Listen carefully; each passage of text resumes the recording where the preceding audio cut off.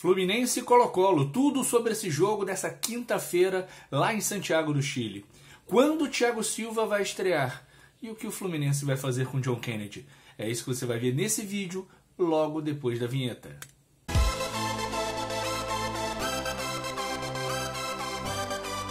Fala galera, saudações tricolores, tudo bem com vocês? O Fluminense volta a campo nessa quinta-feira pela Libertadores às 21 horas em Santiago do Chile contra o Colo-Colo. O jogo deve ser transmitido pela ESPN e também pela Bet365, mas aí você precisa ter uma conta, com fundos e ter feito uma aposta há pelo menos 24 horas, nas últimas 24 horas. O Fluminense vai a campo com um time quase titular. O Samuel Xavier ainda está fora, por lesão, e o Fluminense também não terá o Renato Augusto, que é o reserva imediato do Paulo Henrique Ganso. O Renato Augusto sentiu dores no jogo contra o Atlético Mineiro no último sábado e não tem prazo de retorno. Dessa forma, o Fluminense deve entrar em campo com Fábio, Guga, Manuel, Felipe Melo e Marcelo.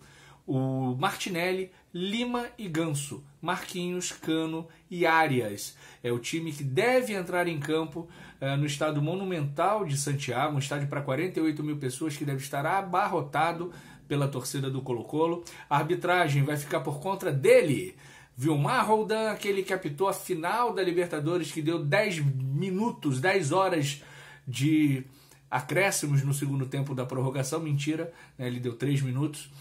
Ele vai apitar, é um árbitro experiente, é meio polêmico, erra bastante, mas ele é experiente, é um árbitro FIFA, é um árbitro de Copa do Mundo, é um árbitro muito bem quisto na comunidade do futebol sul-americano, e eu espero que ele consiga conter, a pressão que vai ser em cima dele, em cima do jogo, feita pelos chilenos, e 2, a violência do futebol chileno, que hoje é o futebol mais violento da América do Sul.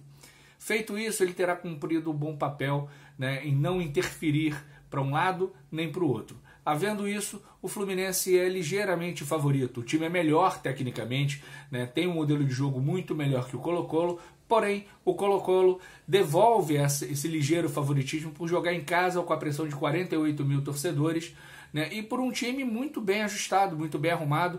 Nós vimos isso no Maracanã, o Fluminense venceu por 2-1, uma vitória bastante difícil, onde o Fluminense deu um mole desgraçado no gol que a gente tomou de cabeça, o gol do Paiva, que subiu sozinho, parece que fizeram um convite, por favor, entre, senhor Paiva, e ele entrou e fez o gol de cabeça.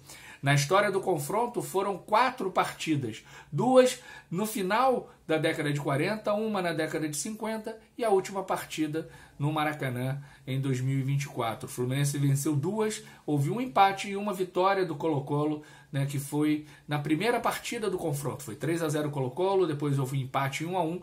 O Fluminense devolveu os 3-0 e ganhamos por 2-1 o último jogo. 6 gols a favor do Fluminense, 5 gols a favor do Colo-Colo. Um confronto equilibrado, de poucos jogos, é verdade, mas um confronto equilibrado. Vencendo, o Fluminense vai a 8 pontos e abre 4 pontos para o próprio Colo-Colo. E aí aguarda o resultado de Cerro Porteño e Aliança Lima para saber qual vai ser a sua gordura na liderança do grupo.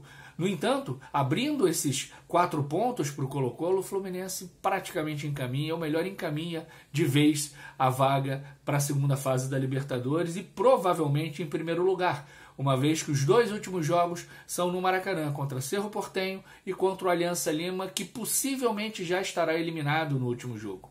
Então o Fluminense está com a faca e o queijo na mão. Basta jogar bem, jogar da forma como jogou contra o Atlético Mineiro, exceto os erros individuais, o erros de passe do Marcelo, erros de passe do Lima, o péssimo posicionamento do bom Felipe Andrade no gol do Vargas, no gol de empate.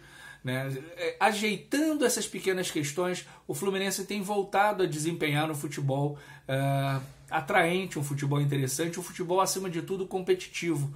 O resultado de sábado foi muito doído, muito dolorido, porque o empate já é uma porcaria. Empate em casa é pior ainda. E empate em casa e depois de estar vencendo por 2-0 é bem complicado.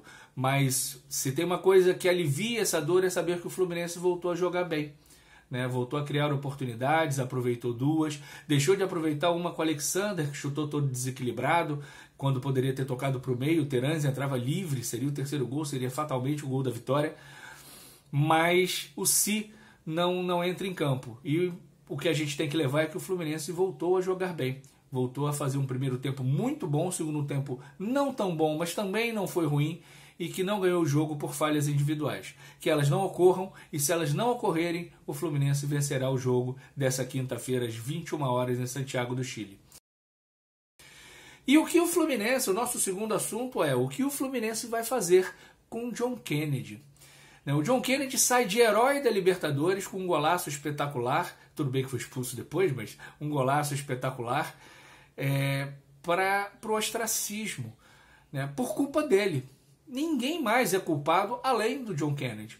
Né? Ele está fora do time, ele está treinando em separado, ele perdeu sua esposa, sua família, né? Está afastado da filha que está com a sua esposa.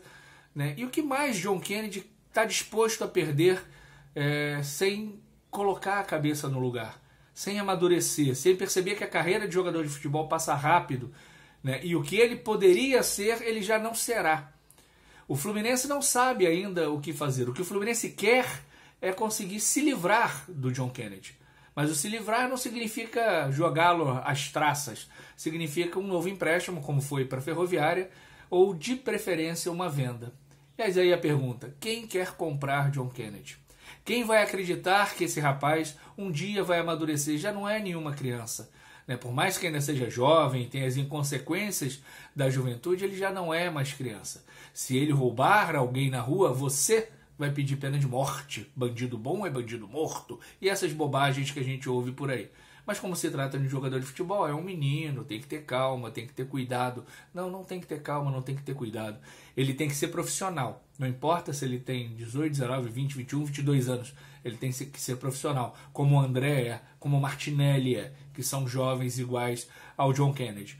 Então o Fluminense deseja uma venda. O problema é encontrar quem compre. Não conseguindo, vamos ver se o John Kennedy pelo menos se segura um pouco durante um tempo e que volte a ter alguma utilidade para o Fluminense, porque esse ano não jogou rigorosamente nada, foi expulso de maneira bizarra contra a LDU, né, e só aprontou, inclusive na concentração, e isso para mim é imperdoável.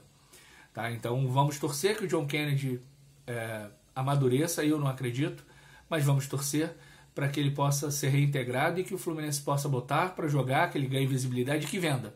Assim que possível, venda por um valor interessante, mas que se livre dessa bomba. Por fim, no vídeo de hoje, Thiago Silva. Quando o Thiago Silva vai estrear? Quando ele chega? Né? O Thiago Silva fechou com o Fluminense, mas ele ainda tem compromissos com o Chelsea.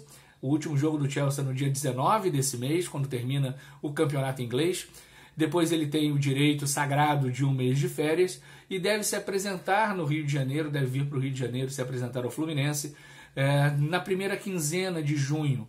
Né, quando ele deve resolver os seus problemas burocráticos de mudança e ser apresentado provavelmente no Maracanã nos moldes do que foi o Marcelo. Então a torcida tricolor já sabe que tem um compromisso no Maraca para receber o monstro.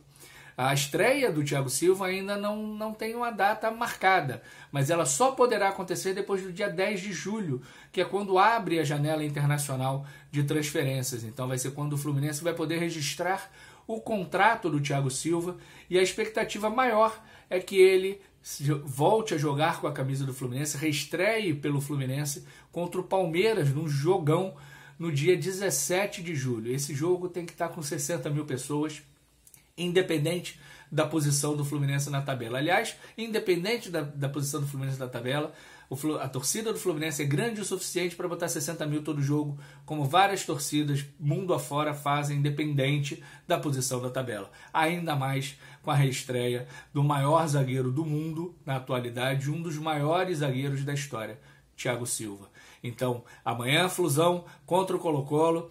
John Kennedy não sabemos o que vai acontecer. E Thiago Silva deve estrear no dia 17 de julho. Beleza? Um grande beijo, um grande abraço. Tchau, tchau.